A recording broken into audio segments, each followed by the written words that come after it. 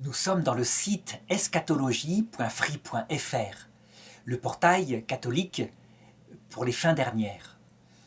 Et à la demande d'une personne d'Internet, je voudrais ajouter une leçon très importante que je n'ai pas traitée dans les vidéos qui présentent ce qui se passe à l'heure de la mort, à savoir comment est-ce que se produisait le salut pour les personnes qui ont vécu avant le Christ. Comment est-ce que le salut leur était proposé? Alors avant de donner très concrètement, à la fin de cette leçon, ce que j'estime être la meilleure hypothèse théologique, parce qu'évidemment nous n'avons pas de certitude absolue, je voudrais rappeler un petit peu comment fonctionne ce genre de leçon. Eh bien, elle fonctionne de manière catholique. Ça veut dire que les sources de la connaissance sont l'écriture, mais pas l'écriture seulement. C'est aussi la tradition des saints qui ont écrit au cours de l'histoire et qui ne sont pas infaillibles, mais qui manifestement tout de même donnent des indications et parfois ont eu des visions. Et surtout, ce qui ratifie de manière cette fois infaillible au point de vue du contenu intellectuel l'interprétation de l'écriture et de la tradition, à savoir le magistère de l'Église. Ça veut dire l'enseignement des papes et des conciles depuis 2000 ans jusqu'à maintenant avec le pape Benoît XVI. Et donc, pour inaugurer, je dirais, cette recherche, je voudrais d'abord rappeler ce qu'on appelle quelques repères dogmatiques, c'est-à-dire quelques repères qui sont certains pour la foi des catholiques et aussi des orthodoxes. Parce que là-dessus, entre catholiques et orthodoxes, il n'y a pas de différence. Alors, ce qu'on doit croire en premier lieu, avant d'élaborer une recherche comme cela, c'est que il n'y a jamais eu aucun homme, pas même la Vierge Marie, qui n'ait été sauvé par le Christ. Je veux dire par là que cette chose-là que je viens de dire s'applique non seulement aux hommes de maintenant, mais aux hommes de l'Ancien Testament. Ça veut dire qu'ils ont été sauvés par leur foi au Christ. Et personne, jamais, n'est entré dans le paradis éternel, à savoir la vision béatifique de Dieu, si ce n'est par le Christ, en entrant dans une alliance libre, volontaire, avec lui, en l'aimant de charité. Alors, pour l'aimer de charité, évidemment, il a fallu que ces hommes-là, à un moment donné de leur vie, croient explicitement dans le Christ. Ça, c'est un repère dogmatique. C'est le symbole quicumque. Personne ne peut rentrer dans le salut s'il ne croit au Christ. Et là, cette croyance, appuyée sur de la confiance, les a conduits à librement choisir de l'aimer de charité. Alors, ce repère dogmatique, lorsqu'on le donne comme cela, on peut être tout à fait choqué au point de départ et se dire « mais c'est absolument pas réaliste ». Les hommes de l'Ancien Testament ne pouvaient pas connaître le Christ, les sauvages au fin fond de l'Afrique par exemple, ou même les Juifs. Ils n'avaient aucune idée de ce que serait le mystère du Christ. Jean-Baptiste lui-même ne l'a pas eu, et pourtant on sait qu'il a été sauvé, et on sait que Moïse a été sauvé. Eh bien, je dirais que peu importe, ce repère dogmatique, il est donné tel quel, et il va falloir évidemment essayer de le comprendre. On pourrait dire que c'est comme une petite lampe dans un jardin obscur, et que cette petite lampe, elle devra trouver toute sa place. Il ne faut pas passer outre, il ne faut pas le contourner. On verra à la fin à quel point, je dirais, ce repère dogmatique a un sens très précis, est une aide précieuse pour les théologiens. Alors j'ajouterais que ce repère dogmatique est en fait très concret. Il implique une rencontre avec le Christ, on le voit bien. Et donc le problème qui se pose, c'est comment est-ce que ces hommes de l'Ancien Testament auraient-ils pu rencontrer le Christ qui n'était pas encore incarné? Il implique un amour explicite du Christ. Il implique donc une relation avec lui. Le deuxième repère que je voudrais indiquer maintenant, c'est un repère qui est plutôt dans l'Écriture.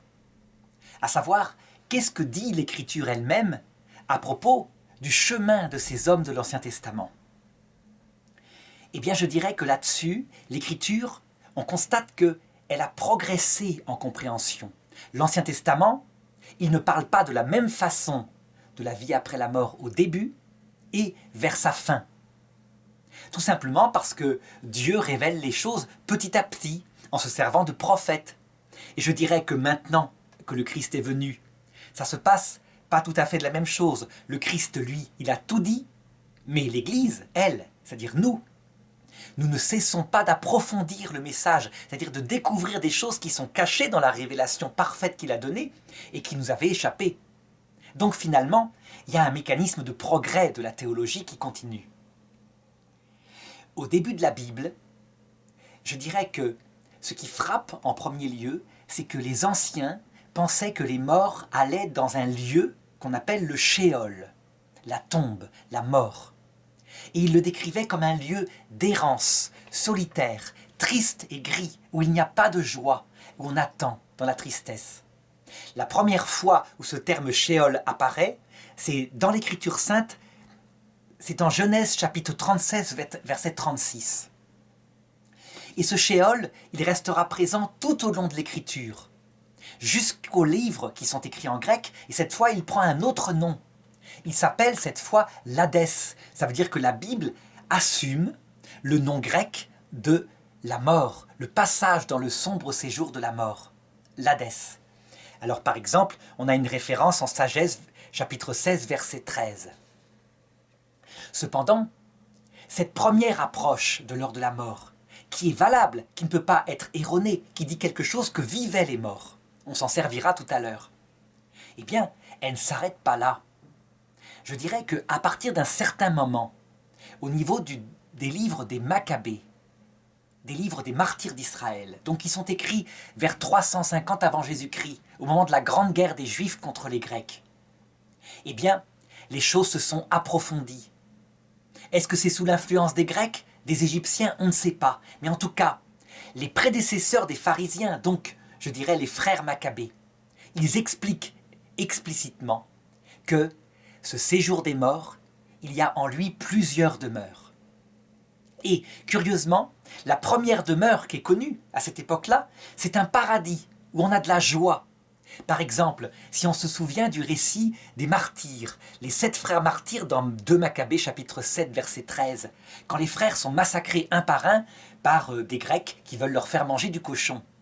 Eh bien ils le disent, juste après notre mort nous serons dans la joie. Donc il y a bien un lieu, on pourrait dire, ou un état, tout dépend si on parle de l'état de l'âme ou si on parle d'une présence physique alors qu'ils ont perdu leur corps. Eh bien, il y a quelque chose qui est de l'ordre du paradis. Seulement, la foi catholique, elle ajoute que ce paradis-là ne pouvait pas être la vision béatifique. Personne n'y était rentré.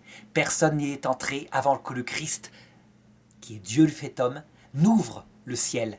Et ça s'est passé à la croix quand son cœur a été ouvert. C'est symboliquement, je dirais, signalé par le fait que le rideau du temple se déchire. Et donc on peut voir Dieu face à face. C'est donc un paradis provisoire. On voit très bien que d'ailleurs Jésus reprend ce paradis provisoire dans la fameuse parabole du riche et de Lazare. Alors, ça se situe, ce texte-là, dans l'évangile selon saint Matthieu. Un riche qui ne s'occupait pas d'un pauvre qui mourait à sa porte se retrouve à sa mort dans un lieu terrible. Et il voit le pauvre Lazare qui est dans le sein d'Abraham. Et donc le nom de ce paradis provisoire sera effectivement le sein d'Abraham. Seulement, le deuxième livre des Maccabées ne se contente pas de décrire cette première demeure. Il décrit aussi une demeure qui, visiblement, est le purgatoire. Très textuellement. C'est dans le deuxième livre des Maccabées, chapitre 2. Voilà ce qui se passe. Il y a un combat entre les frères Maccabées et leur armée et les Grecs. Et beaucoup de soldats juifs sont tués. Et en allant relever leur corps le lendemain, voilà qu'on trouve sur chacun d'eux le pire des péchés qu'on puisse imaginer à l'époque. Ils portent une amulette à une idole. Et là, on comprend pourquoi ils ont été tués au combat. Et le frère Maccabée, qui les trouve, loin de penser qu'ils sont damnés pour l'éternité, envoie de l'argent au temple de Jérusalem, afin que on fasse des prières pour eux, et afin que leur âme, le péché qui est sur leur âme, soit nettoyé. On peut même dire que dans ce texte-là, ce sont les indulgences qui sont inventées. Et alors malheureusement, avec la question de l'argent, qui on sait au Moyen-Âge dans l'Église aura un mauvais usage, avec de la simonie, c'est-à-dire de la vente d'indulgences. Cependant, quand on dit que le purgatoire est une invention de l'Église catholique au Moyen-Âge, on voit bien que c'est une erreur totale, que c'est présent évidemment dans la foi des Juifs dès cette époque-là. Et enfin, on voit dans l'Ancien Testament la présence de l'enfer, l'enfer des damnés. Ça, on le voit aussi dans le récit des 7 frères martyrisés. Lorsque la mère leur dit aux criminels qui les torturent, « Et pour vous, ce sera la souffrance. » Vous croyez que cette souffrance passagère que vous nous infligez pourra nous faire quelque chose, alors que vous, très vite, après, vous serez confrontés vous-même à la souffrance. Donc 3 demeurent dans les enfers. Un paradis provisoire, un purgatoire et un enfer, au sens chrétien du terme, où sont les méchants. Et donc on le voit, si ça se passe comme ça, avant la venue du Christ, si Jésus lui-même le confirme dans la parabole du riche Lazare, au point que d'ailleurs, le pape Benoît XVI, dans son encyclique Spe Salvi numéro 44, lorsqu'il décrit l'état du riche, qui supplie Lazare de tremper son doigt dans l'eau de ce sein d'Abraham, où il habite, et de toucher sa langue pour qu'il ait un peu d'eau, lorsqu'il supplie le riche d'aller prévenir ses frères pour qu'ils ne viennent pas dans ce lieu de souffrance, eh bien le pape Benoît XVI, pour la première fois depuis 2000 ans, dit « Ce riche-là n'est pas en enfer des damnés. Son état d'âme n'est pas celui qui existe dans l'enfer des damnés, où règne le blasphème contre l'Esprit Saint, la revendication qu'on a raison, etc. Visiblement, ce riche est au purgatoire. » On peut dire que le pape il a une audace folle, puisque la tradition de tous les docteurs de l'Église depuis 2000 ans avait toujours dit « il est en enfer éternel ». Et donc pensait que des personnes pouvaient être en enfer éternel dans le repentir. Chose que, visiblement, le Concile Vatican II ne peut plus maintenir.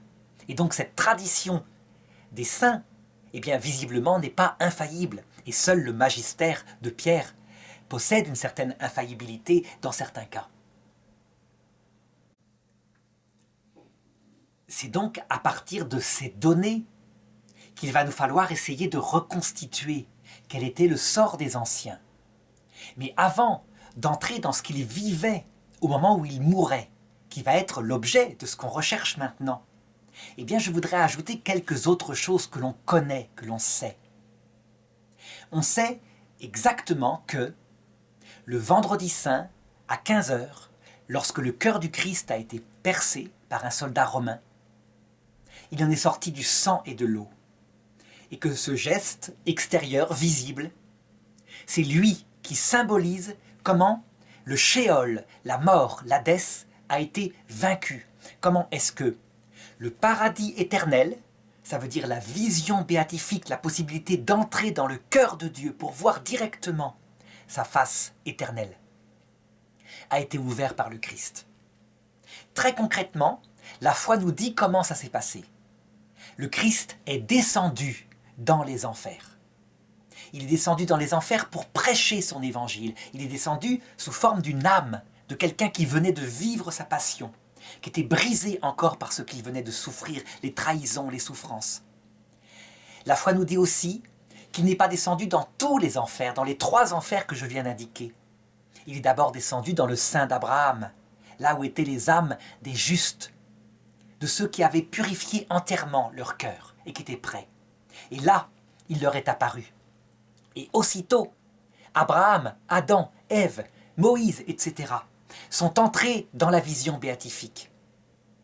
Et à ce moment-là, entraînant avec lui la cohorte des saints, il est descendu dans le purgatoire, là où étaient les âmes des anciens qui avaient encore à se purifier de certaines choses. Et là, il s'est manifesté à eux. Ça a été une grande victoire. Saint Pierre décrit que le cortège de la mort a été traîné dans la victoire du Christ. Elle avait été vaincue. Et donc que Satan, évidemment, était plein de colère, ayant constaté qu'il s'était fait avoir, que celui qui l'avait tué en pensant que Dieu vengerait sa mort en détruisant l'humanité était en fait Dieu lui-même, qui avait donné sa vie pour les pauvres pécheurs.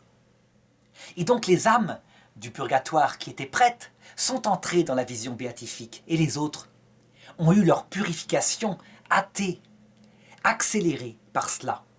Le pape Benoît XVI, dans son encyclique Spe Salvi, numéro 47 cette fois, décrit bien cette venue du Christ qui manifeste notre saleté et qui est une purification en elle-même qui se passe dans la mort, dans le passage de la mort. Il a des termes extrêmement beaux pour décrire ça. Alors, par contre, le Christ n'est pas descendu dans l'enfer des damnés. Pourquoi? Parce que ça ne servait à rien. Ça n'aurait fait que les faire souffrir. La foi l'a toujours dit. Dans l'enfer des damnés, où les personnes ne veulent pas se repentir, où elles sont obstinées, définitivement, lucidement, froidement, calmement, dans un refus du mystère de l'Évangile, de ce mystère d'humilité et d'amour, eh bien, ça ne sert à rien. Elles ne se convertiront pas. Ça servirait juste à les tourmenter. Et donc, le Christ n'est pas descendu dans l'enfer des damnés, il les a laissés à leur propre choix, qu'il a respecté. Voilà ce qui s'est passé pour les âmes de l'Ancien Testament. Maintenant que le Christ est monté au ciel, que le Christ est ressuscité, on commence à deviner comment ça se passe pour nous, qui sommes des hommes qui vivons après son incarnation. Le pape Benoît XVI, encore dans son encyclique Spe Salvi, l'espérance du salut numéro 47, le décrit comme une hypothèse parce que il dit la foi catholique là-dessus n'a pas encore de certitude, le dogme ne s'est pas prononcé. Mais visiblement ça se passe comme le décrit Sainte Faustine dans son petit journal. C'est au numéro 1697 et elle dit ceci: j'accompagne souvent les âmes agonisantes et je leur obtiens la confiance en la miséricorde divine. Je supplie Dieu de leur donner toute la grâce divine, qui est toujours victorieuse. La miséricorde divine atteint plus d'une fois le pécheur au dernier moment, d'une manière étrange et mystérieuse. À l'extérieur, nous croyons que tout est fini. Ça veut dire que la personne a arrêté de respirer, son cœur s'est arrêté de battre.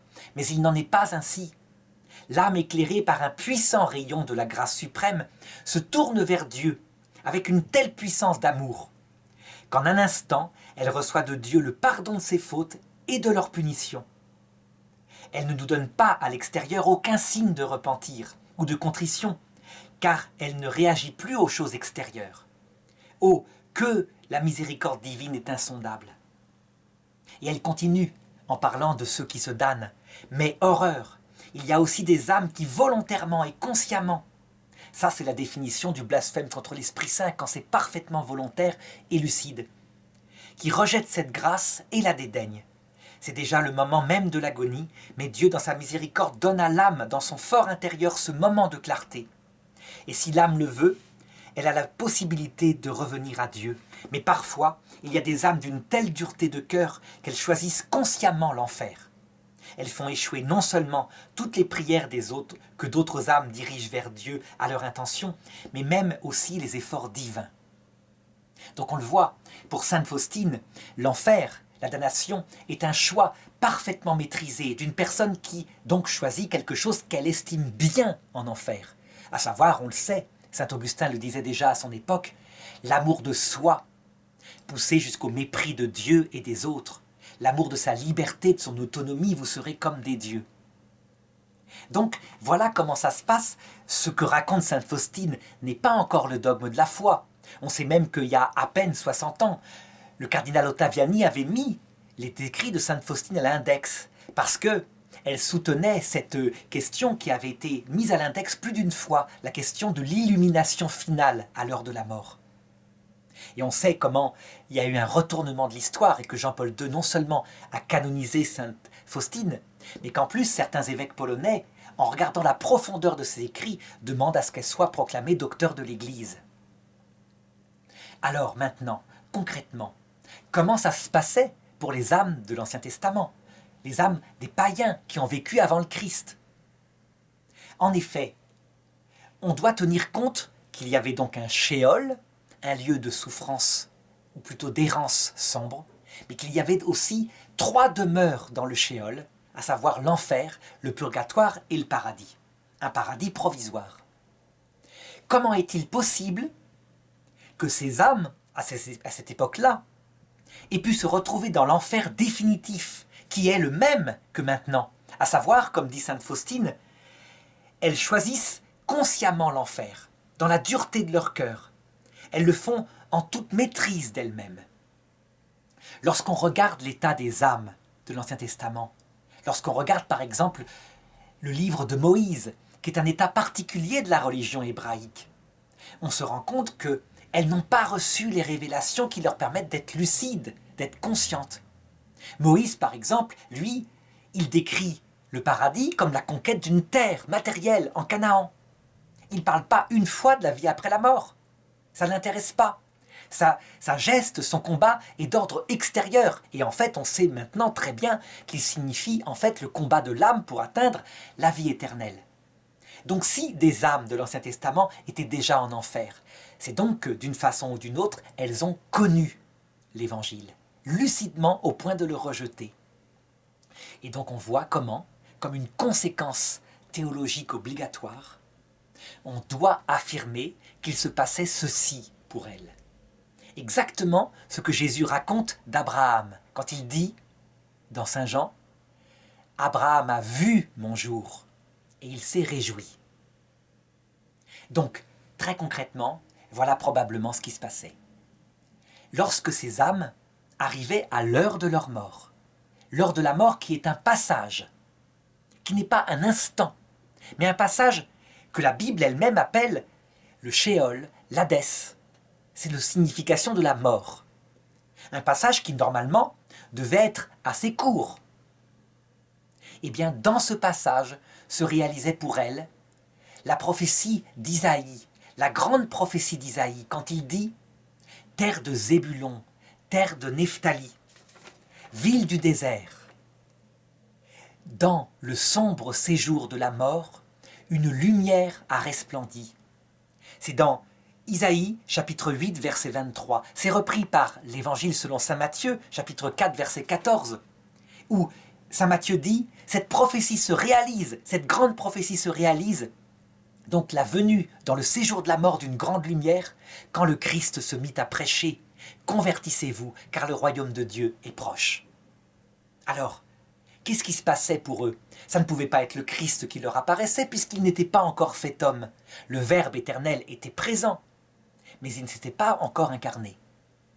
Et donc, on peut tout à fait penser qu'un ange de Dieu leur apparaissait de manière visible, et il leur annonçait le Christ qu'allait venir. Il leur annonçait, à travers non seulement l'apparition de son corps, d'un corps apparent qu'il se façonnait pour rayonner le mieux possible cet évangile à venir et qui nous maintenant nous apparaît à l'heure de la mort par l'apparition du corps du Christ. Mais qu'en plus il leur enseignait tout le mystère de l'évangile, l'humilité, l'amour de Dieu, les conditions pour obtenir la vision béatifique. Il leur enseignait que Dieu allait se faire homme, qu'il mourrait pour eux sur une croix, etc. Cet enseignement était si lucide, si précis, que, comme maintenant, lorsque le Christ paraît aux mourants, aussi bien à ceux qui le connaissent déjà, mais mal, qu'à ceux qui ne le connaissent pas, eh bien la simple apparition du Christ provoquait la séparation entre les brebis et les boucs. Ceux dont l'âme était profondément égoïste le méprisaient, cet ange, le rejetait. Et lorsque leur apparaissait aussi l'ange révolté, Lucifer, eh bien, on peut dire que lucidement, ils suivaient Lucifer, qui correspondait au désir de leur liberté, au désir de leur égoïsme. Et donc ils se mettaient, dès cette époque-là, dans l'enfer éternel.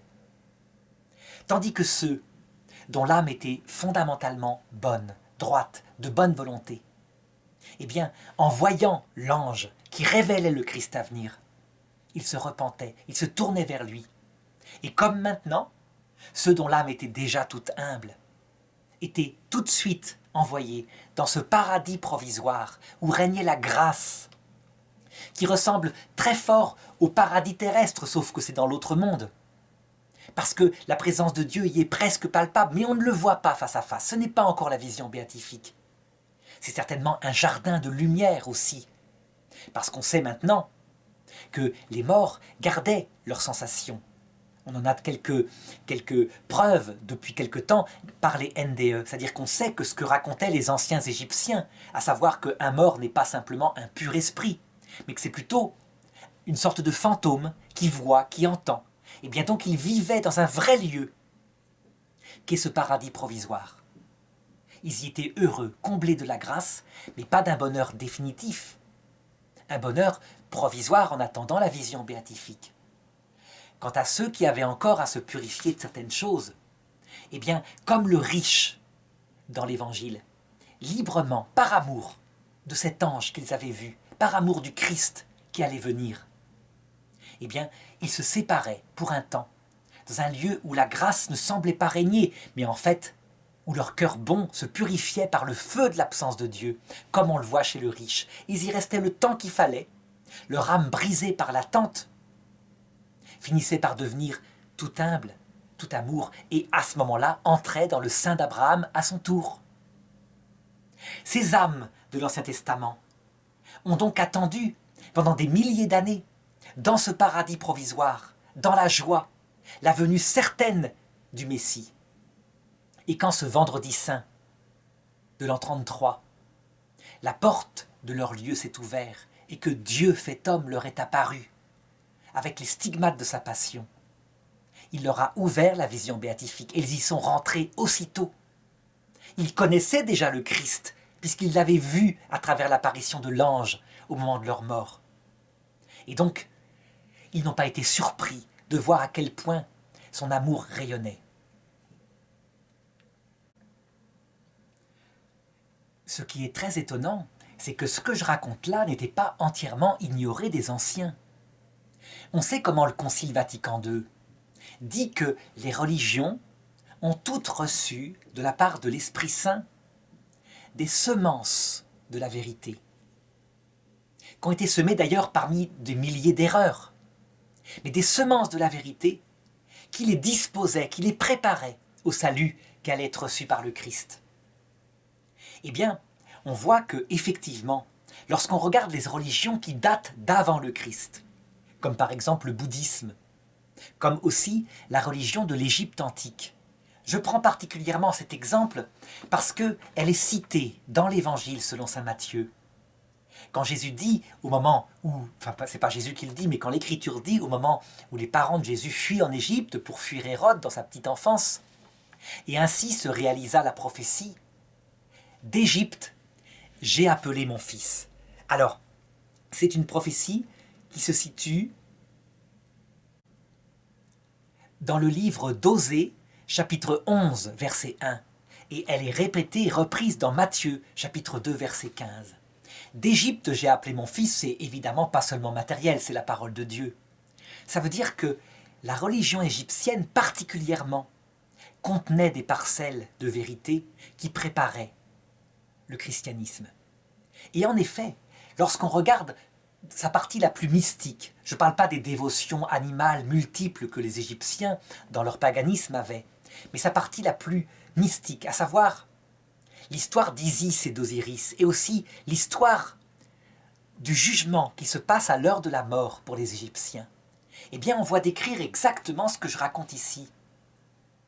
Pour les Égyptiens, lorsqu'une personne meurt, il sort de son corps deux choses, son âme spirituelle et son double. Ça veut dire une sorte de fantôme, comme dans les expériences proches de la mort. Il voit, il entend.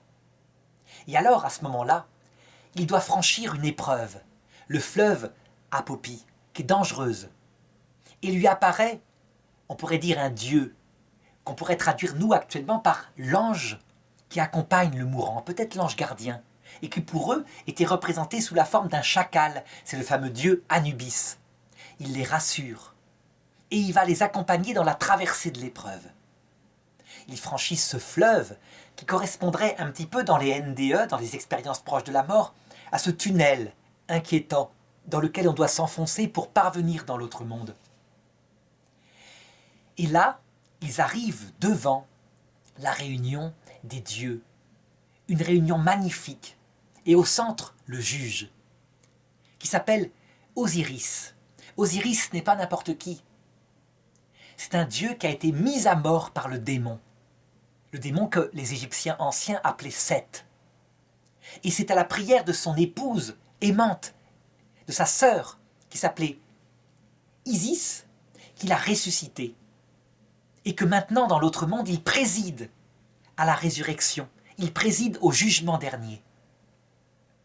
Ce dieu Osiris, qui apparaît et qui révèle l'âme à celui qui est en train de mourir, est accompagné de la déesse Ma'at, la déesse de la droiture du cœur, qui porte une balance. Le cœur du mourant est mis sur la balance, et s'il se révèle plus lourd qu'une plume de la déesse Ma'at, donc c'est très poétique, ça veut dire que son cœur est lourd de péché, et il est conduit dans l'enfer. L'enfer étant, ce sont des Égyptiens, donc tout est sous forme animale, ils comprennent comme des enfants, une bête monstrueuse qui les dévore pour l'éternité, dont la gueule est comme un crocodile, dont le corps est comme un hippopotame. Et si son cœur est plus léger que la plume de Ma'at, alors il est conduit dans un paradis provisoire qui se situe dans le tombeau, dont il peut sortir aussi. Et c'est pourquoi les Égyptiens, d'ailleurs, se préparaient des tombeaux magnifiques pour y passer leur attente. Ils y mettaient des statues de serviteurs pour y être servis. Ils y mettaient le manuscrit et les textes des morts pour ne pas se tromper dans ce jugement redoutable qu'ils allaient vivre. Ils préparaient davantage leur tombeau que leur maison, parce qu'ils savaient que l'attente serait longue avant la résurrection, qui ne devait pas tarder à venir à la fin du monde. Donc on le voit, lorsqu'on regarde ce récit de la mort égyptienne, eh bien, on a très exactement ce que j'ai décrit tout à l'heure.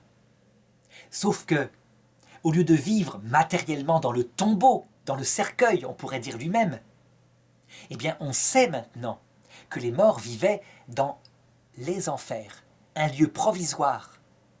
Donc, le sein d'Abraham, le purgatoire, etc., que d'ailleurs les Égyptiens ne connaissaient pas, le purgatoire, ça leur a complètement échappé, par contre, il y avait l'enfer ou le paradis, et que ce lieu provisoire devait évidemment ne pas être définitif, que viendrait la résurrection, et que la résurrection, je dirais, nous introduirait dans la vie éternelle, la vraie vie, qui pour le coup n'a pas de fin.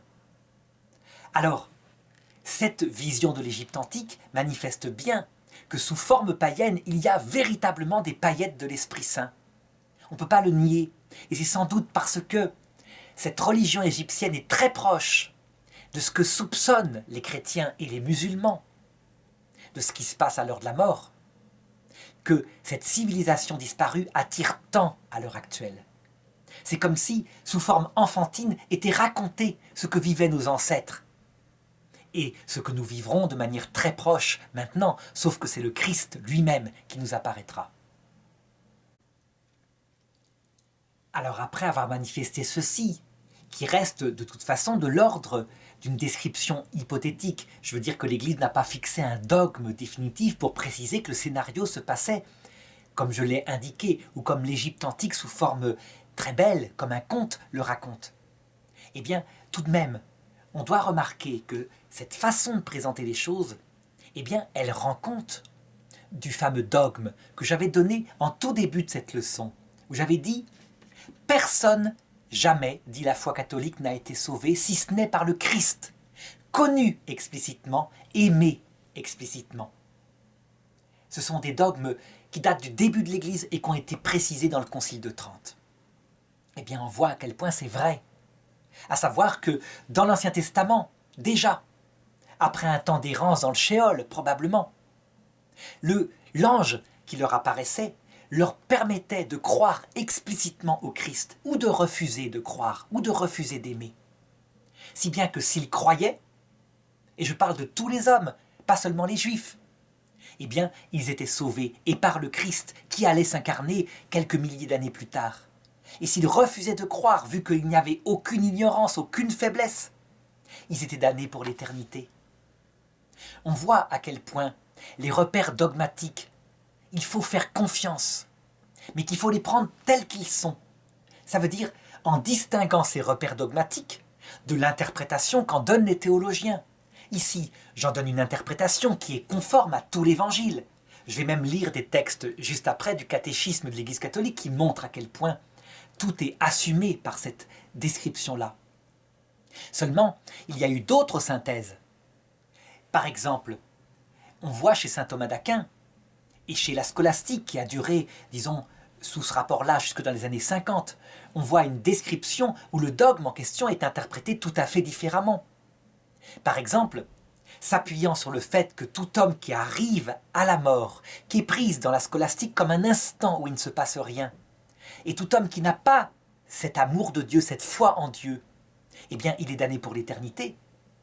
C'est vrai, c'est une vérité dogmatique. Eh bien, la scolastique avait tendance à l'interpréter en disant que seuls les catholiques croyant explicitement et qui en plus n'étaient pas en état de péché mortel de faiblesse seraient sauvés. Si bien que, parfois, les païens en quantité, les musulmans, étaient considérés comme allant en enfer. On sait que saint Thomas d'Aquin, sur ce point-là, a eu véritablement une hésitation, parce qu'il voyait bien dans l'Évangile des textes où il marquait que des hommes qui ne connaissaient pas le Christ durant leur vie, mais qui s'étaient bien comportés. Jésus les accueillait, « Venez les bénis de mon Père ». Et eux répondaient, « Mais Seigneur, quand est-ce que nous t'avons fait du bien, puisque tu dis que nous t'avons visité en prison, que nous t'avons donné à manger lorsque nous avions faim ?» Et Jésus leur répond, « Quand vous l'avez fait au plus petit qui est mien, c'est à moi que vous l'avez fait. » Donc ça montre bien que la bonne volonté, qui n'est pas encore le salut chez les païens, il n'empêche qu'elle les prépare, elle les disposait au salut qui devait leur être présenté explicitement par le Christ. Et ça se passe quand? Évidemment, à l'heure de la mort, pour ceux qui ne l'ont pas connu avant. Et donc saint Thomas, face à cela, il dit, mais oui, c'est dans le De Veritate, il dit, comment dirais-je, il faut probablement tenir que pour les hommes qui de bonne volonté n'ont pas pu connaître le Christ, eh bien le Christ suscite pour eux une apparition, comme il le fit pour Corneille dans les Actes des Apôtres. Alors sur cette descente de Jésus dans les enfers, qui est, je dirais, le thème que développe un théologien, un excellent théologien, qui est le père Édouard-Marie Gallèze, un théologien qui a travaillé cette venue du Christ dans la mort en l'identifiant à la descente de Jésus aux enfers, à la croix. Et que moi, par un travail complémentaire, j'ai élargi à tous les hommes de tous les temps, y compris avant l'incarnation du Christ, simplement en expliquant que ça se passait à cette époque-là par un envoyé de Dieu. Eh bien, le catéchisme de l'Église catholique, on s'en aperçoit maintenant. Eh bien, il le disait. Ça veut dire que c'était présent dans la révélation, même si ce n'était pas tout à fait mis en avant. Par exemple, au numéro 633, le catéchisme dit « Le séjour des morts, l'Hadès, donc la mort au sens théologique du terme, où le Christ mort est descendu, l'Écriture l'appelle les enfers, le Shéol ou l'Hadès. Parce que ceux qui s'y trouvent sont privés de la vision de Dieu. » Donc le catéchisme confirme ce que je disais. Avant la mort du Christ, personne n'était dans le paradis définitif où on voit Dieu face à face. Tel est en effet, en attendant le Rédempteur, le cas de tous les morts, méchants ou justes. Ce qui ne veut pas dire que leur sort soit identique, comme le montre Jésus dans la parabole du pauvre Lazare, qui est reçu dans le sein d'Abraham. Donc le catéchisme confirme ce que j'ai dit tout à l'heure. Il y avait un enfer des damnés, un purgatoire et un paradis provisoire. Ce sont précisément ces âmes saintes qui attendaient leur libérateur dans le sein d'Abraham que Jésus-Christ délivra lorsqu'il descendit aux enfers. Jésus n'est pas descendu aux enfers pour y délivrer les damnés, comme je l'indiquais tout à l'heure. Donc ça fait partie de la foi. Il n'est pas besoin d'apparaître aux damnés, ça ne serait que les tourmenter pour rien. Ils ont fait un choix définitif et ils le savent bien. Ni pour détruire l'enfer de la damnation. Détruire l'enfer de la damnation, comme l'espéraient certains, ça serait détruire la liberté de ceux qui, lucidement, n'ont rien à faire des valeurs qui règnent au paradis. Mais pour libérer les justes qui l'avaient précédé. Le numéro 634 continue en disant « La bonne nouvelle a été également annoncée aux morts ». Ça, c'est un texte qu'il prend dans la première épître de Pierre, chapitre 4, verset 6. Donc c'est explicite, la bonne nouvelle a été annoncée aux morts. Et pour être conforme au dogme de Benoît XII, ça ne se passe pas après la mort, ça se passe à l'heure de la mort qui est un passage, un séjour, comme le dit le catéchisme. La descente aux enfers est l'accomplissement, jusqu'à la plénitude, de l'annonce évangélique du salut.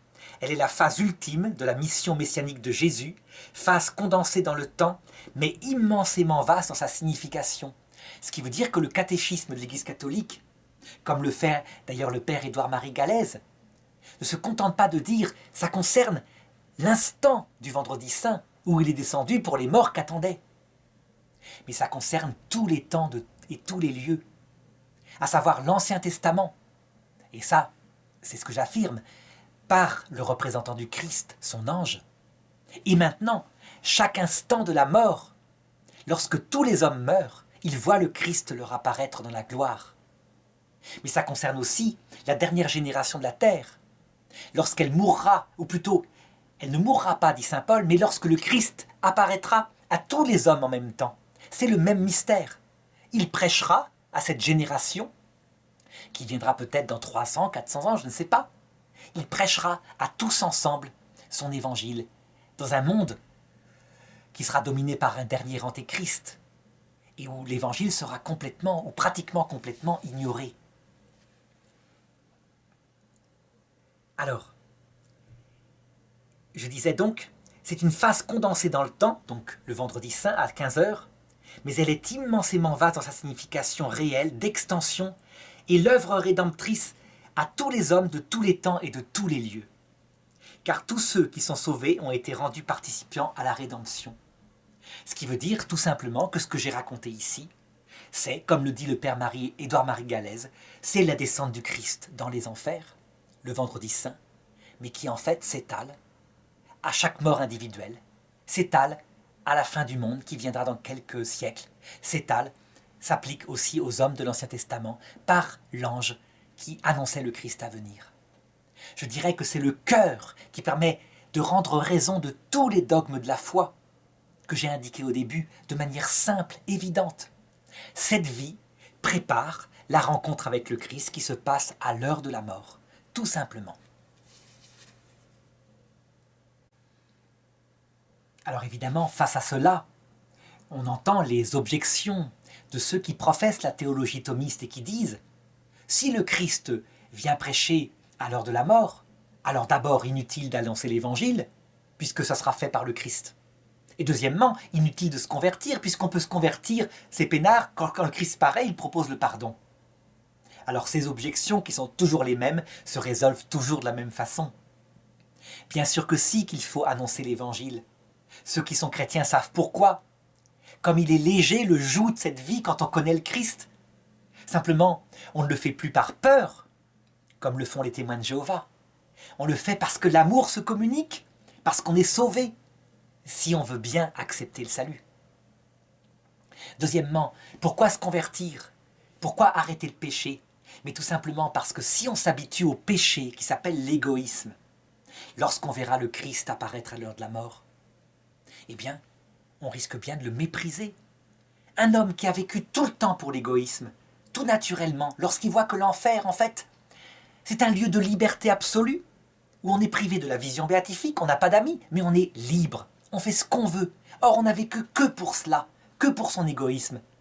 Eh bien, on n'a plus peur, et on choisit librement l'enfer. En tout cas, on y est tenté par son péché. Tout le poids de notre péché nous tente et nous fait pencher vers l'enfer. Au contraire, tout le poids de notre bonne volonté, de notre générosité, même une générosité païenne, athée, mais qui a fait du bien autour de soi, eh bien, elle nous attire vers le Christ. Elle nous fait pencher vers lui. Comme dit Jésus, tout homme qui cherche la vérité vient à moi. Résultat, il ne faut pas jouer avec le péché. Mais évidemment, cette théologie-là est un retournement par rapport aux anciennes synthèses scolastiques. Ça ne veut pas dire qu'elle est opposée au dogme, elle va dans le sens des dogmes, mais de manière différente, plus profonde. Ainsi se réalise la prophétie de saint Louis-Marie Grignon de Montfort qui disait que la lumière ne cesserait d'être donnée de manière plus large à l'Église jusqu'à la fin du monde, au point que l'Esprit Saint nous conduirait à la vérité tout entière saisie. Non pas que les anciens n'avaient pas la possibilité d'avoir la vérité, mais parce que certaines choses n'étaient pas encore dévoilées dans l'Église et avaient été dites par le Seigneur.